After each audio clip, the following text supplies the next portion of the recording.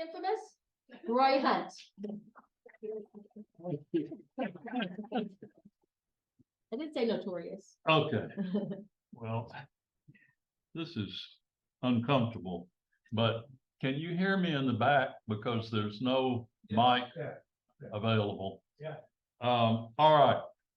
Well, this is a very esoteric topic, but the older I get, the more I'm interested in esoteric topics.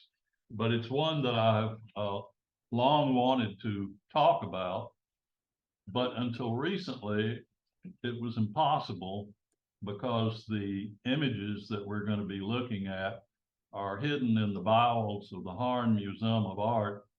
And with the exception of one, which I think has been shown at the Harn, and 5, which I was loaned when I curated the 50th anniversary show at the University Gallery.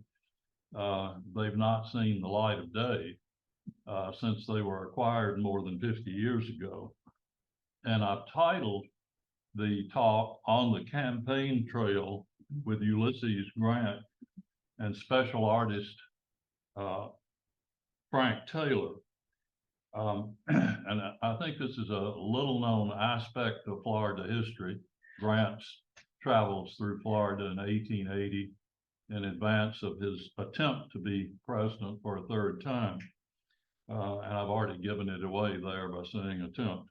But again, deep in the bowels of the Harn is one of the museum's greatest treasures from my viewpoint. 54 watercolors and wash drawings by special artist Frank H. Taylor, which were created as illustrations for Harper's Weekly. He was covering Ulysses Grant's 1880 tour of Florida, Cuba, and Mexico. Can you still hear me? Okay. 47 of these works were acquired by the University Gallery of the University of Florida in 1981, just over 100 years after their creation. 7 were added recently as part of the donation of the Vickers collection from Sam and Robbie Vickers in Jacksonville. So again, we now own 54 of these. And although they've rarely been seen, as I mentioned, they've recently been digitized, which made it possible for me to do this talk. The fact that these works exist at all today is remarkable, even miraculous. This is so on 2 counts.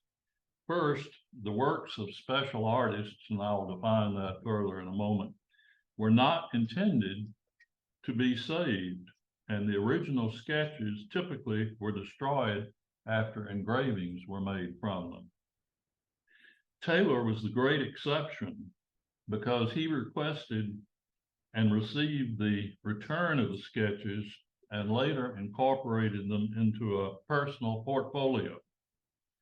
And in a note written only a year before Taylor's death in 1927 and included in the portfolio's contents, Taylor said, "How like a stately, picturesque dream it now seems to me at the age of 80 years. Well, that was the title which was used for the exhibition of these in 1981, which Roy Craven staged soon after acquiring the 47. And more than 50 years after that, after his death in 1928, a later owner of Taylor's long-term Philadelphia residence decided to clean out the attic. And the portfolio was rescued from a trash can on the sidewalk in front of the house. The rescuer was Marshall Jackal, who almost certainly saved the portfolio from destruction and disappearance. And later, John Reinhold of Miami brought the original portfolio to the attention of the University of Florida's University Gallery Director, Roy Craven, who in turn found an anonymous donor who paid for the purchase of 47 of the works in the portfolio. Well, with the opening of the Harn Museum in 1990, the University Gallery's permanent collection was transferred to the Harn. And at the outset, I should point out that the term special artist is itself a term of art. It arose with the creation of the Illustrated Weekly newspaper, first in London in 1842 as the Illustrated London News. The first appearance in the United States of such a weekly was in 1855 with Frank Leslie's Illustrated newspaper, followed by Harper's Weekly in 1857 and the New York Illustrated News in 1859. All three of these in the United States were published in New York City. And the special artist may be thought of as the forerunner of today's photojournalist. But unlike the literary illustrator, such as N.C. Wyeth, whose end paper for the Rawlings, The Yearling, and depicting Jody and his fawn flag, whose illustration is now on exhibit as part of the Vickers collection at the Harn, the special artist recorded actual events, and he could not ethically fabricate the facts. In today's world, he could not ethically create fake news. Famous artists who began their careers as special artists include Winslow Homer for his 1861 and 1862 coverage of the Civil War, Frederick Remington, and Thomas Moran, the latter represented by paintings in the Vickers collection. Eastman Kodak's introduction in 1888 of the roll film camera spelled the death knell of the special artist, but for 50 years, these special artists filled a special niche in the world of journalism. And returning to the role of the special artist in the life of Ulysses Grant, our start is the swearing in of successor Rutherford B. Hayes as president on May the 5th, 1877. Although Grant steadfastly denied any desire for a third term, even before Hayes was sworn in, his friends were carefully organizing a Grant for President boom aimed at his nomination at the 1880 Chicago Republican Nominating Convention and a third term as President of the United States.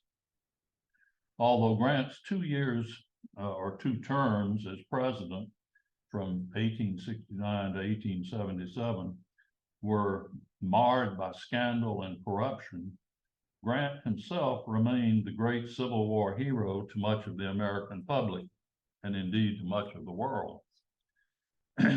Well, Grant's political advisors believed Grant needed literally to remove himself from the current elements of his administration, the corrupt elements, in order to reestablish his popularity with the electorate at large. So toward this end, his political advisors ushered Grant, his wife, his 19-year-old son, Jesse, off on what was intended to be a 2-year, 7-month world tour, a term which would have him return home just in time for the nominating convention in Chicago. So to much fanfare, the Grants departed Philadelphia in the steamship Indiana on May the 16th, 1877. And although although special artist Frank Taylor documented the Grant's departure from Philadelphia bound for England, the trip itself was covered by someone else, not a special artist, by a journalist named John Russell Young, a reporter for the New York Herald, and eventually his articles were published and lavishly illustrated in a book titled, 2 volumes titled Around the World with General Grant. But again, Taylor was there to see them off in Philadelphia, and so this is the first of his sketches that is relevant to our talk. So this was indeed a grand tour. The first stop was England, where the Grants had a private dinner with still grieving Queen Victoria. In Berlin, they were entertained by Chancellor Bismarck, and as they went around the world, they were entertained by presidents or prime ministers or leaders of the various countries. So the detailed coverage Grant's tour was to remind citizens of the United States of the prestige he still commanded as former president and war hero. It was believed by Grant's political advisors that this would lead to renewed enthusiasm for Grant, which would translate into delegate votes for him at the 1880 Republican nominating convention. Well, they got to Japan and were homesick. After all, they'd been gone over 2 years at that point. And so the Grants decided to forego the trip to Australia, which would have gotten them home at the proper time as far as the political advisors were concerned. And they caught a ship headed for San Francisco. And on September the 8th, 1879, the Grants sailed, and on September the 20th, they arrived in San Francisco. And after a grand reception there, amazingly for the time, they went up to Yosemite as tourists. They visited various other sites around San Francisco, and then headed home, or headed to Philadelphia by train, stopping along the way to be feted. And the tour had given him the much needed foreign policy credentials he lacked when he first took office in 1869. This gave him additional political authority. And, but as I say, they got home too early. And so when they got home, his political advisors thinking, how can we get him out of the way until the convention? So they came up with the idea of sending him on a tour of Florida, Cuba, and Mexico, and arriving home just in time for the convention. So Grant agreed with this plan, and on December the 30th, President and Mrs. Grant began their trip south, accompanied by another son, Colonel Fred Dent Grant, and his wife, by 2 of Mrs. Grant's nieces, and by Lieutenant General and Mrs. Philip H. Sheridan. Apparently, Sheridan had served on the Grant staff during the Civil War, and they had become family friends. So on January the 4th, 1880, Grant's party arrived in Fernandina, where they were welcomed by ex-U.S. Senator David Yulee Levy. And I just ran across reading something that has nothing to do with this topic other than it's Fernandina. This description of Fernandina from someone who went there right after the Civil War to sign up saying he would never fight the Union again. And he described Fernandina as an old antediluvian town built on the sand. And as one who bought property at Amelia Island Plantation the very first morning any was sold, I really love that description, old antediluvian town built on sand. So, it was here in Fernandina that special artist Frank Taylor met the Grant party. And there's no recorded reason of why Taylor was selected to be the special artist for Harper's with respect to this trip, documenting this trip. But Taylor was already in Florida. And in addition to that, he was familiar with Cuba, having been there the year before. And of course, Cuba was going to be on the itinerary. So this is Taylor's documentation of the Grant party's arrival at the wharf at the west end of Center Street. The formal ceremonies of welcome were delayed to the next day because they arrived on a Saturday and you couldn't have a formal welcome on the Sabbath. But these first wash drawings done in and around Fernandina provide insight into his skills as a special artist. His careful attention to accuracy can be seen in his depiction of the city's wharf area. Again, the east, rather the west end of Center Street.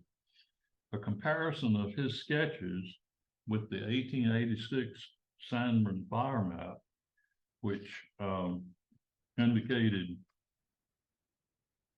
not only a building's location, but its height and construction materials, confirms the accuracy of his architectural rendering and perspective. And because Fernandina has changed little since the turn of the century, and in fact today I believe it's the largest National Register Historic District in Florida, modern photographs from the same vantage point reconfirm his attention to detail. This means, of course, that Taylor's drawings capture not only special events, but also record, getting some kind of feedback. It's from that room, Roy, sorry. Oh, okay. This means, of course, that Taylor's drawings capture not only a special event, but also record building design, construction materials, as well as street layout. And Taylor's watercolor, the Fernandina Band, quote, pumpkin leader, unquote, shows 5 black boys playing a variety of homemade instruments as they join in Monday's formal festivities to honor the former president. Here, Taylor captures not only a lighthearted moment, but also carefully renders the clothing worn, information not well documented for the Southern Black population in that era. Taylor was also an ethnologist, as it turns out. This did not mean that Taylor was incapable of capturing a mood or sketching a scene that held a meaning beyond the immediately obvious. And my favorite, or one of my 2 favorites of all the images we will see, is one titled simply "A Florida Beach," and strangely, then parentheses, Fernandina, question mark, close parentheses, close quotes. Well, with a few brush strokes, Taylor conveys the sense of vast expanses of ocean and sand in this black and white brush drawing. The small, I emphasize small, dark, solitary figure looking out to sea is thought to be Grant. And small is accurate. I was surprised when I started researching this. I always thought Grant as being a big man, but he was not. And small is an accurate descriptor for this giant of a man John Meacham recently called diminutive. Worth mentioning here is Taylor's subtle use of brushed on white highlights. Here they're used on the cresting ocean waves as well as on the sandy beach. And this was something called Chinese white, snow opaque white, which was used by artists to supply strong lights and also to cover errors in drawing. Also worth mentioning here is Taylor's use of a cream background, cream paper, and occasionally he used a blue-gray, but this was advantageous to the artist because the mid-range color value allowed for the use of this Chinese white for highlights, the light gray washes for modeling and shading, and the solid black for outlines. But it was also advantageous to the engraver back in New York because the light cream color was the same color as the wood blocks, making translation of the sketch much simpler and eliminating the need to whitewash the block that the engraver was using in New York.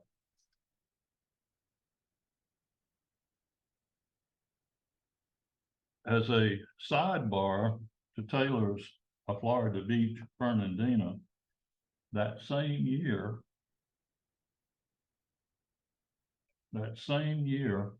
Thomas Moran painted his exquisite Fort George Island, just a few miles south of Fernandina Beach. And it's, of course, the poster child for the Vickers collection now at the Harn. And it's the painting that appears on the cover of the publication, the catalog. And the most surprising aspect of Grant's stay in Fernandina Beach was a day trip to Georgia's nearby Cumberland Island, easily seen from the northern tip of Amelia Island, on which Fernandina is located.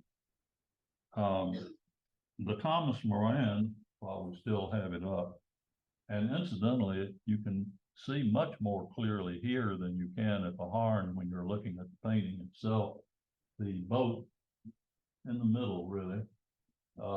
Again, the painting is quite small and it's hard to see this detail. So the next time you're at the Harn and looking at this painting, look for that boat. Moran, who, as I say, was also a special artist, and in 1877, Scribner's had sent him to North Florida to do sketches and drawings for an article that was to appear in Scribner's. For whatever reason, his sketches and drawings were never used by Scribner's, but this painting he did in 1880 is based on one of the sketches that he did in 1877 when he was functioning as a special artist. Again, to me, the most surprising aspect of Grant's stay in Fernandina was his announced desire to go to Cumberland Island. Well, some of you, I'm sure, maybe most of you have been to Cumberland Island. Very easy thing to do from Fernandina. But why on earth did he want to go to Cumberland Island? Well, he wanted to pay a visit to the grave of General Light Horse Harry Lee, the father of General Robert E. Lee. Why on earth would he want to do that? Well, the father of Robert E. Lee was a Revolutionary War hero, Light Horse Harry Lee. And Lee was buried in the family cemetery on the grounds of Dungeness Plantation, built by General Lee's close friend and fellow general, Nathaniel Greene, originally from Rhode Island. And after the Revolutionary War, Greene acquired 11,000 acres of Cumberland Island in exchange for a debt. And in 1803, his widow built a 4-story tabby mansion over a Timucuan shell mound. And I found this really astonishing. That's a very large house. It was not, however, the first house on the property, because originally, or the first, I suppose, English owner was Oglethorpe, who established much of Georgia, and again, then it was acquired by Nathaniel Greene. Well, you could have an entire ILR session devoted to the life of Light Horse Harry Lee. Served as the 9th after the Revolution. He served as the 9th governor of Virginia, later represented Virginia in Congress. But then, and I had never known this before, he spent a year in debtor's prison. And his life steadily disintegrated and finally ended on this remote plantation in Georgia, Cumberland Island. Well, why on earth Cumberland Island? Well, he was escaping debtors and had gone to the Caribbean, and he was on a ship bound back to Virginia from the West Indies, and he was already a very sick man. So sensing that his end was near, he asked that he be put ashore at Cumberland Island, where his old friend Nathaniel Greene's daughter Louise nursed him until his death on March 25th, 1818. He's buried at Dungeness with full military honors provided by an American fleet stationed at St. Mary's, Georgia, just across the way. I should say parenthetically that in 1913, long after Grant's homage, Lee's remains were moved to the Lee family crypt at University Chapel on the campus of Washington and Lee in Lexington, Virginia. But again, that was many years, almost 50 years after Grant visited his tomb or his grave. Well, why on earth did he go to visit? Well, the answer given, as is true with so many things, it was a political maneuver. Grant's visit seems to have been a calculated political move to portray Grant in the most favorable and patriotic light, having him pay tribute to those who struggled for freedom in our revolution and the War of 1812, as well as showing respect for Robert E. Lee, a man who believed the Union could not survive, but who had been gracious in defeat. So I'm sure that many of you, as I say, know Cumberland Island, but you're more likely to associate it with the presence of the Carnegie family than the Greene family. And it was just 2 years after this visit of Grant to Cumberland Island that Thomas Carnegie acquired the location of Dungeness, and the 4-story mansion that was built by the Greenes was then demolished, and the house that some of you may remember was built by the Carnegies, called Dungeness. Later, he built homes for 3 of his daughters on the island, one of them Grayfields, I think you can stay in if you have enough money. Once the young John Kennedy got married on the island, the prices there quadrupled. In any event, this building came down very shortly after Grant's visit, and I guess I came here in 1962, and Dungeness had just been burned by an arsonist in 1959. Now the house with the structure with the indoor pool and various other things still existed, and I visited those. I think they're gone now. And the name Dungeness, which I had always thought was from Scotland, and Carnegie's were associated with Scotland, but it wasn't. It had been named Dungeness when Oglethorpe first owned it, and had built a lodge there in 1736, and it was called Dungeness after a headland off the south coast of England. Well, from Fernandina, the Grant party traveled by short distance by rail to Jacksonville, where they were entertained at a luncheon in the clubhouse shown in this pencil and watercolor on paper.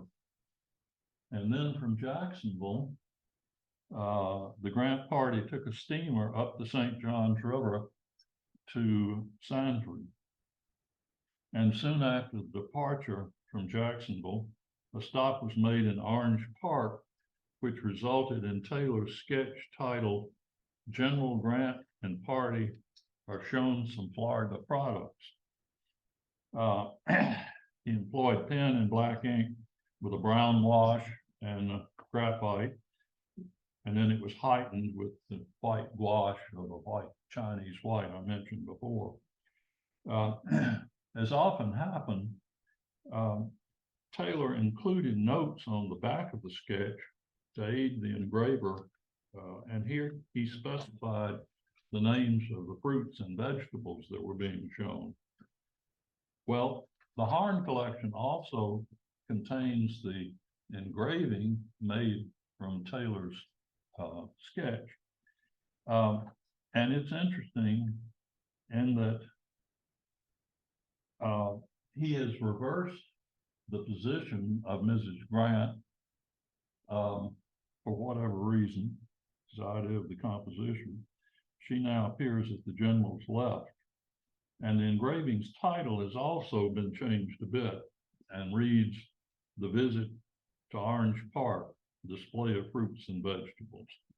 Well, once in Sanford, the former president participated in a groundbreaking ceremony for the South Florida Railroad.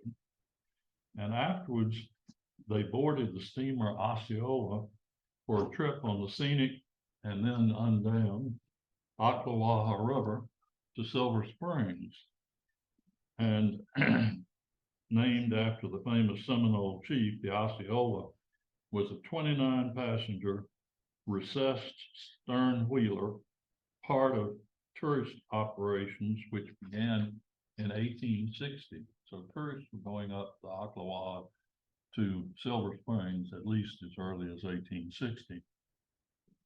And Taylor's sketch titled A Trip on the Ocklawaha, which is my other favorite in the portfolio, is another done with pen and black ink, brown wash, heightened white gouache on paper. And among the Harn collection, and taking the lower right-hand side, you can see the very prominent cypress knees. Well, the Harn also owns the engraving made from the original, and what were cypress knees look like unrolled leaves because the engraver thought that this is very uncomfortable. The engraver thought that that Taylor had been very fanciful with his sketch, and so he revised it a bit so that it would be something with which he was more familiar. So this engraving and the sketch itself have been shown at the Harn. They've also been shown at the Florida History Museum in Tallahassee. Again, most of the others haven't seen the light of day in 50 years. But Ray, do you want one of these chairs? These low chairs? is somebody here asking a question? Do you want one of these low chairs? No, I need to be close. I can't see, so I need to be close to my notepad.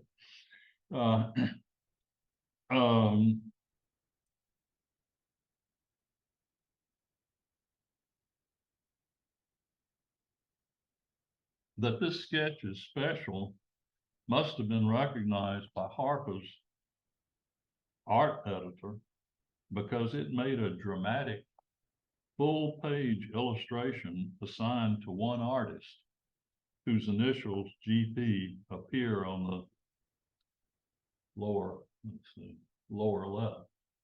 And this was pretty unusual because often, if not most of the time, they might have a whole series of engravers working on a particular illustration. Some were better at some aspects of depiction than others. In any event, this was obviously important. Got a full page in the Harper's. And it was titled General U.S. Grant and Party, Silver Springs, Florida, 1880. Gives us a chance to see what one of Florida's earliest tourist attractions looked like in 1880. And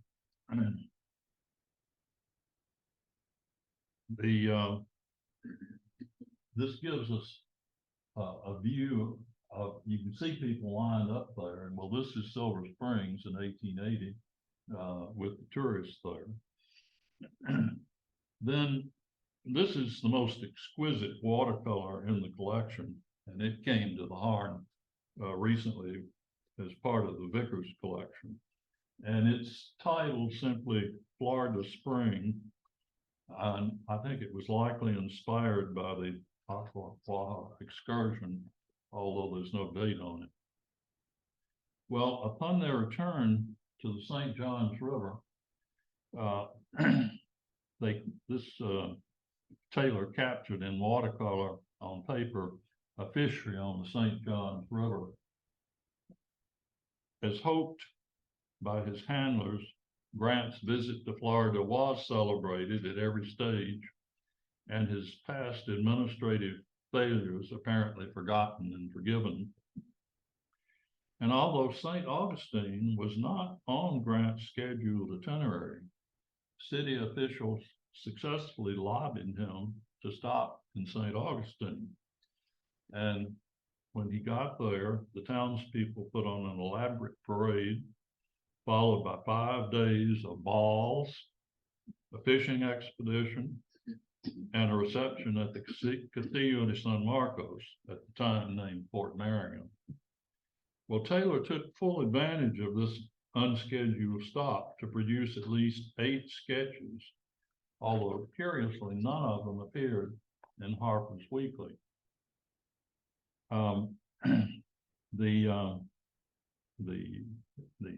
These, I think, are important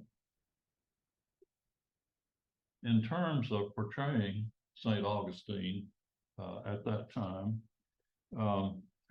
And I'm going to quickly run through most of them.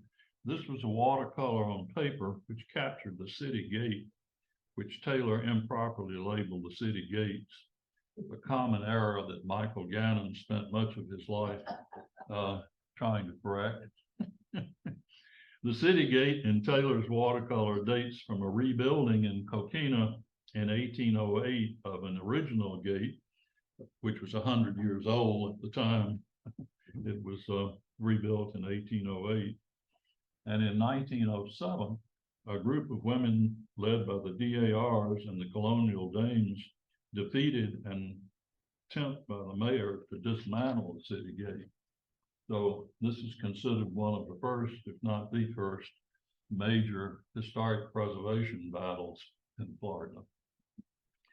The second one is the cathedral in St. Augustine.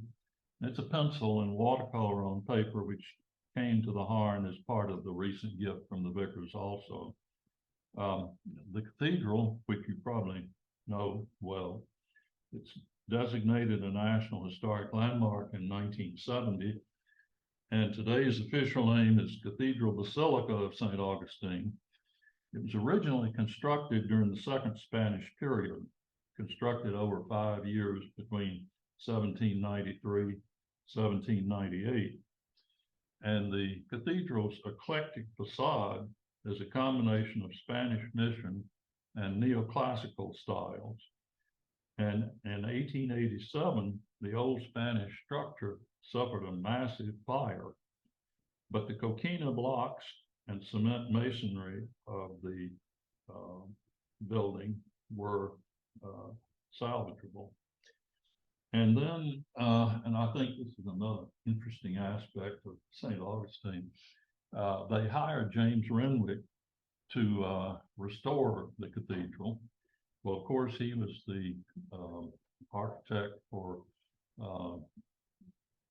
St. Patrick's Cathedral on Fifth Avenue. He had earlier done a church much further south, but he also did what's known now as the Renwick Gallery in Washington, houses the Renwick Gallery. So he was one of the country's most significant architects at the time he was hired to restore the cathedral in St. Augustine. And Renwick also added the Spanish Renaissance tower, the bell tower, which was made of modern cast-in-place concrete. And Taylor's sketch captures only the cathedral's facade. But in number 3, we have an interesting drawing, pencil and watercolor on paper, which is labeled by Taylor the old slave market, St. Augustine. It's a structure that still stands, and I'm sure you've all seen it. It's on the plaza's eastern edge. Pencil and watercolor on paper. Originally, there were 2 of these buildings, very similar. And one was considered a meat hall. This is the survivor of the 2. And in 1887, not too long after the sketch, it was repaired after sparks from the cathedral fire set fire to the roof of the market. Well, it's interesting that only after the Civil War, this building was labeled slave market, and that appeared on early postcards from St. Augustine. The St. Augustine Historical Society, I think I can move it here. The slave market was not found in written records until the 1870s, and the St. Augustine Historical Society that today now officially sanctions the structure as, quote, a public market that had occasional slave sales. So that's the way you should describe it additionally tonight. The next one is titled Orange Walk at St. Augustine, Florida, watercolor on paper. This watercolor is also a recent gift to the Harn from the Vickers. And while there's no further description of the Orange Walk other than St. Augustine, I believe it must be part of the original Markland property. And many, if not most of you, will have passed the property. If you've ever driven to St. Augustine from Gainesville, it's set back from King Street at number 102. And the Ponce de Leon Hotel, now Flagler College, and since 1968, the owner of Markland is at 74 King Street. Well, I don't have a photograph of Markland, but it itself is very historic and very interesting. It looks like a colonial revival today, but there's a much older house lurking beneath the additions. And the foundations of the Coquina shellstone home were actually laid in 1839 by the first Dr. Andrew Anderson. His son, the second Dr. Anderson, after the Civil War, developed the Markland Orange Grove into one of the most famous orange groves in Florida. And the grove extended from present-day Cordova Street, or Cordova, I think they call it, west to the San Sebastian River. And as a friend and business associate of Dr. Anderson, Henry Flagler bought the eastern half of the Grove in the 1880s, shortly after Frank Taylor's St. Augustine visit for the site of the Hotel Ponce de Leon. And as an aside, and I'm great on asides, as an aside, the second Dr. Anderson provided the funds for UF's important pipe organ in the University Auditorium. In St. Augustine, he donated the two white Carrara marble lions guarding the Bridge of Lions on the west side. He commissioned those from the Romanelli Studios in Florence. So again, Dr. Anderson had an impact here. He was a great friend of the then University president. So I'm convinced that's where that orange grove is. This is a house which has a special feature which made it ideal for the St. Augustine climate. It's called the St. Augustine Plan. And this special feature is a loggia, a sheltered porch opening on the house's southern exposure and its garden. And you can see this today in any number of early houses in St. Augustine, second Spanish period. The loggia admitted the winter sun, but excluded the cold winds from the north. In the summer, it let in the breeze and provided shade as the sun reached its zenith. Because of fire hazard, the lower floor was made of stone. And in fact, the earliest of the first Spanish period buildings were only one story. But when the British took over in 1763 for 20 years, they added the wooden second stories of the houses, such as the oldest house, which you likely have visited. But with this plan, the St. Augustine Plan, the main entrance to the house was through this loggia on the side, facing a side yard, and then a gate in the fence gave access to the street. Well, we know that the house in the foreground and its neighbors were remodeled after 1763 because, again, of that second story. So today's or Taylor's watercolor captures this architectural evolution. And then we have one which he titled The Yacht Wharf and Fort San Marco, watercolor and pencil on paper. It's another of the Vickers gifts. And it's an interesting perspective, really. It's two different subjects and these drawings, these sketches, these wash drawings are remarkably small. They're typically about 5 inches by 8 inches. Wow. You know, he had this pad he carried with him all the time, but the detail is really remarkable.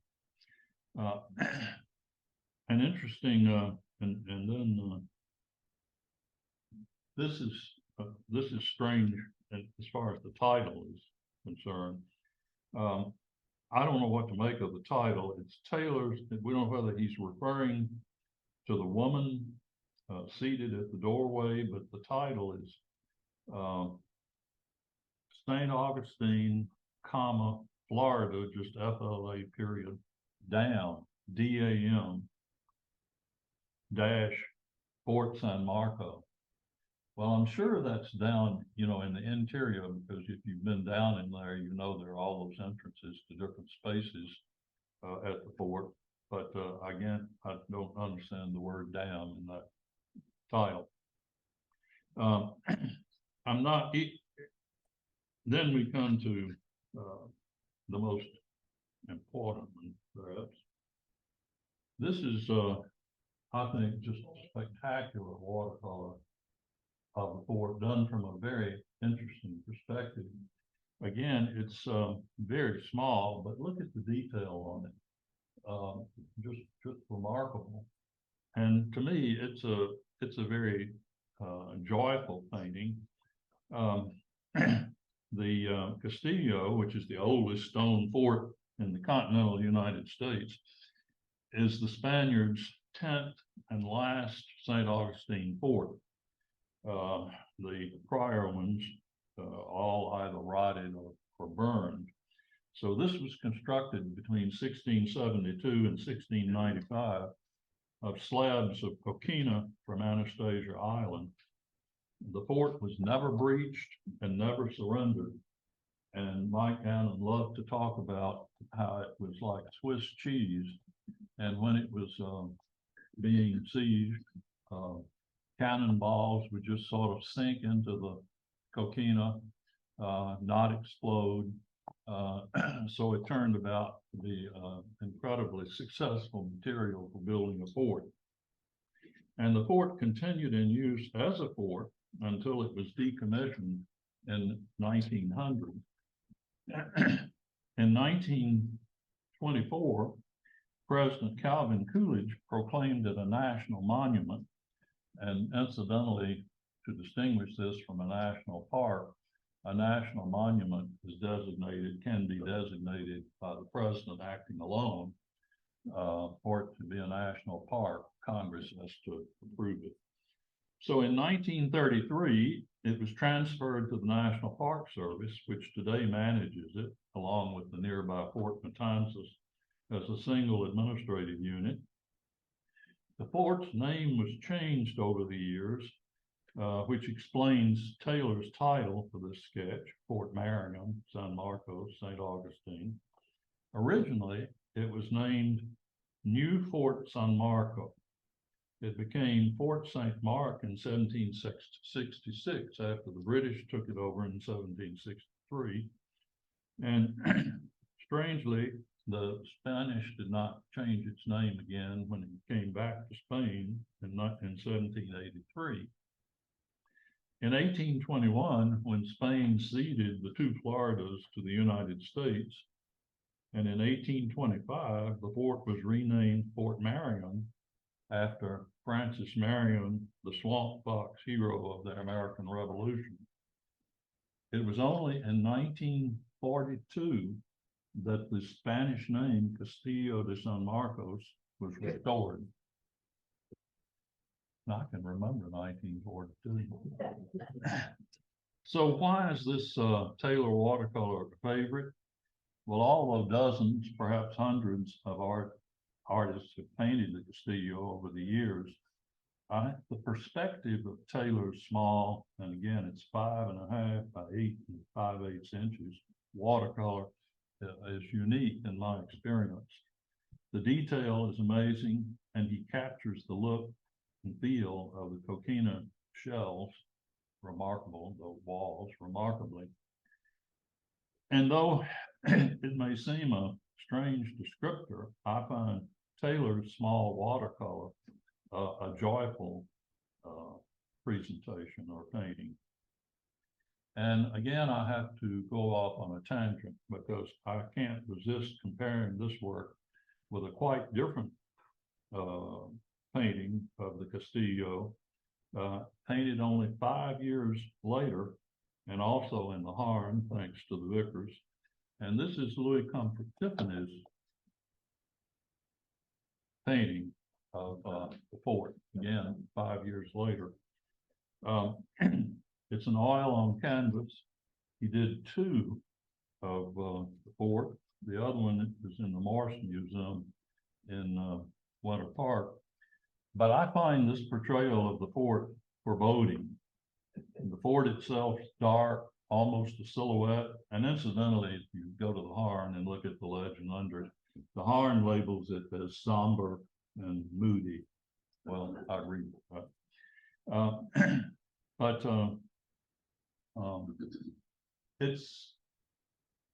it's difficult to even tell how many figures are in it.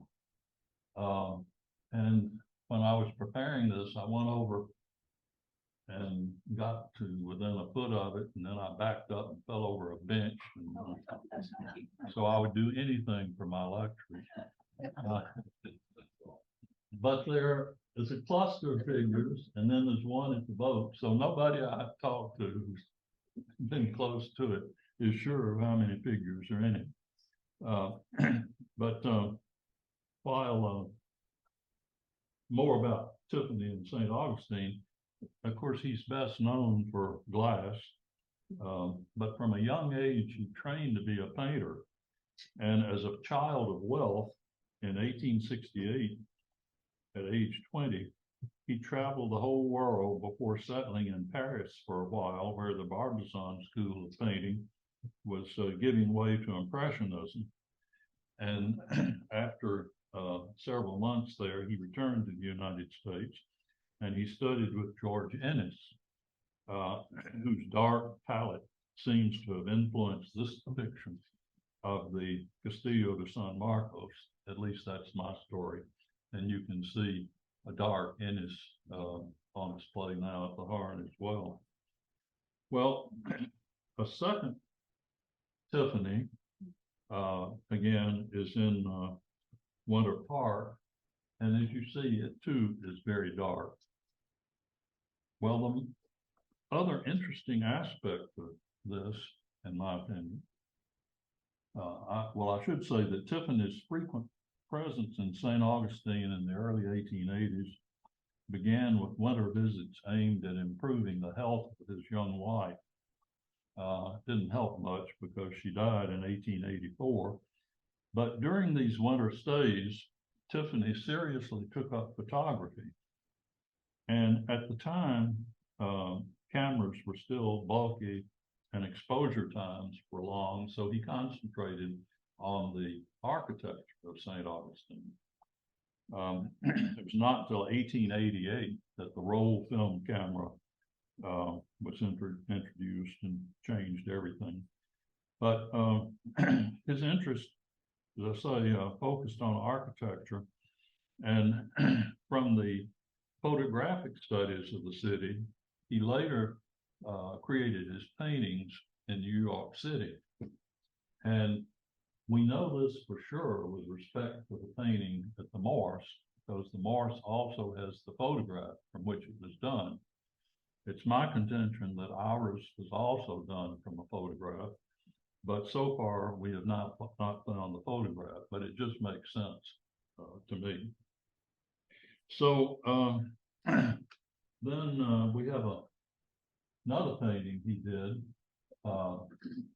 and this is clearly from a photograph because the Harn, the Morse has the photograph, the Harn has the painting, but this is a house that you've seen, you may not remember, but it's the Segee Kirby Smith house at the corner of Obolus and Artillery Lane. And today it's the library of the St. Augustine Historical Society. But I think I have the photograph here. You see the photograph. Well, this painting is on exhibit in St. Augustine at Governor's House right this minute. So if you're over there, we have about 53 paintings from the Vickers collection being shown in Governor's House. And the show is titled Painting St. Augustine. And all of them are paintings that were done by some artists in St. Augustine and were part of the Vickers collection. So again, the photograph is can be seen in Winter Park. Well, my hour is up, and I'll continue a little further. With the Flagler's construction of the Ponce de Leon Hotel between 1885 and 1887, Tiffany was the lead interior designer for the hotel. In addition to studying painting and taking up photography, he and a young friend opened the first interior design company in America. And they got the contract for the interior of the Ponce de Leon Hotel in St. Augustine. And if you've never done it, student-led tours of the hotel are really fantastic, and I recommend you try that. Well, while he did the interior design for a while, he also was concentrating, doing a lot of scientific research on glass, and the stained glass windows in the dining room, an enormous dining room of the Ponce de Leon, now Flagler College, are the single largest collection of in-use Tiffany stained glass works in the world. So that's another reason for visiting if you haven't done so. Well, the final Florida stop, here are the windows, some of the windows. The final Florida stop of the trip was in Key West, where the city fathers staged a grand evening reception for Grant and his party. And Taylor's depiction of the event, apparently his only Key West drawing of the city, is larger than his usual drawings, dictated by the size of the gathering.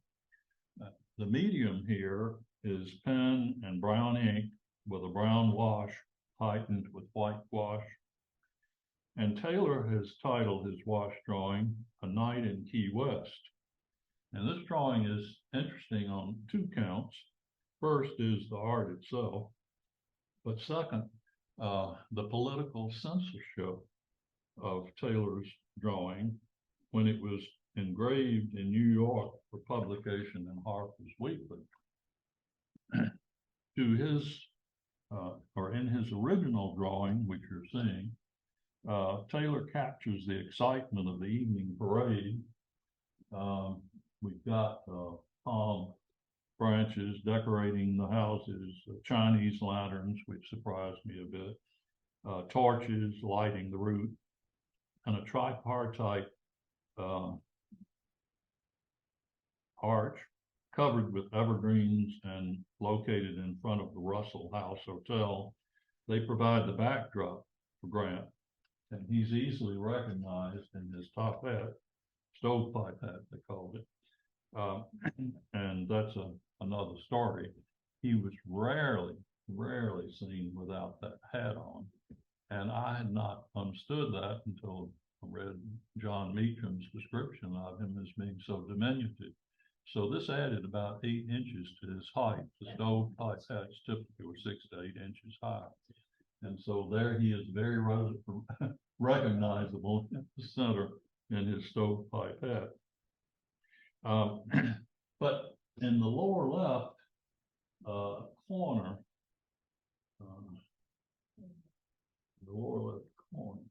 you can see a man waving a Cuban flag. Well, when it got to New York, that flag and that man have disappeared, because at that time, approximately 4,000 Cuban refugees lived in Key West, many of them who turned out to honor Grant. And in addressing the crowd, Grant said, if I can find it, the Cubans or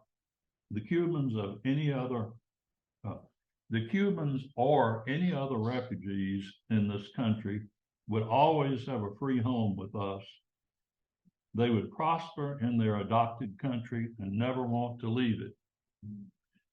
Well, when Taylor's drawing reached New York, the Cuban flag and its bearer were edited out of the Harper's Weekly engraving, most likely because Spanish-American relations were very tense at the time, and it was not considered prudent to flaunt United States support of Cuba.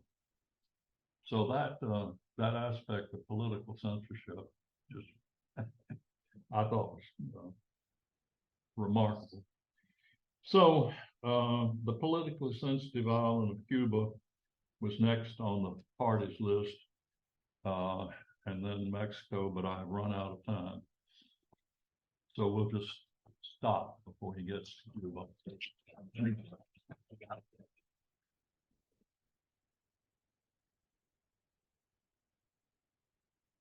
So thank you for being here in the middle of apparently a storm. Any questions? Pat, do you have a question? Yes, you know, the picture of the Okalaha where they edited out the cypresses, on the second one, they've also changed the boat coming down. That picture has been changed.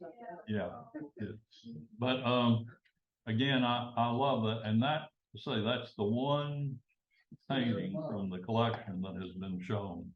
Well, it's very interesting because Okalaha was, you know, it's art still. But I was interested that they not only changed the meaning, but changed the accent. Yeah. Well, someday I'll do the other half of the talk. Cuba and Mexico. But the finale, I didn't get. After all of this, got back, went to the convention in Chicago, and he didn't get the nomination.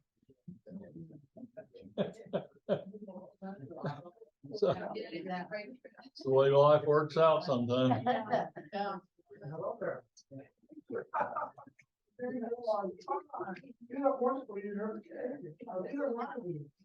Amazing, Tori, thank you. I should have said without, at the beginning, I couldn't have done it as usual without Julie Ann, because she put it together. Fabulous. Yeah, yes, and I love John Meacham. Any. Have you ever thought about Grant? But that's why I had all